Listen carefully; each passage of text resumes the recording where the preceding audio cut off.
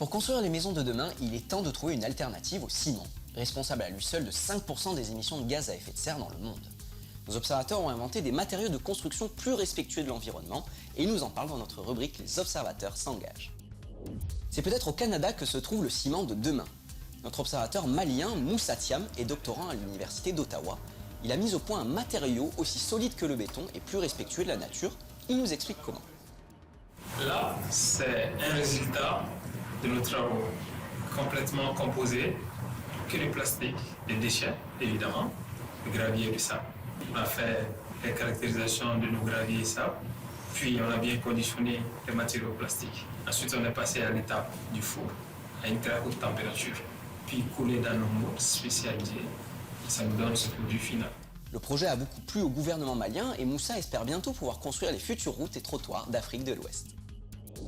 En Colombie, 7 millions de personnes ont été déplacées depuis 50 ans par le conflit armé et elles n'ont plus accès à un logement. Alors notre observateur Oscar Mendez a eu une idée. Il a créé Conceptos Plásticos, une entreprise qui fabrique des maisons 100% à partir d'objets recyclés. Ça coûte moins cher et l'entreprise a réussi à recycler 160 tonnes de plastique en 2 ans, soit 15 maisons par mois pour les plus démunis. On termine avec une invention surprenante venue d'Afrique du Sud. Avez-vous déjà vu des briques en papier ? Eh bien c'est ce qu'a mis au point notre observateur Elijah Jad.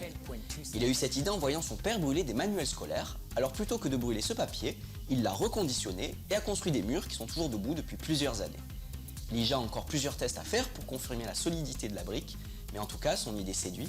Il vient de recevoir le premier prix au concours d'innovation de la région de Johannesburg. Vous voulez aider un de ces observateurs ? Alors contactez-nous à obsengagé@france24.com.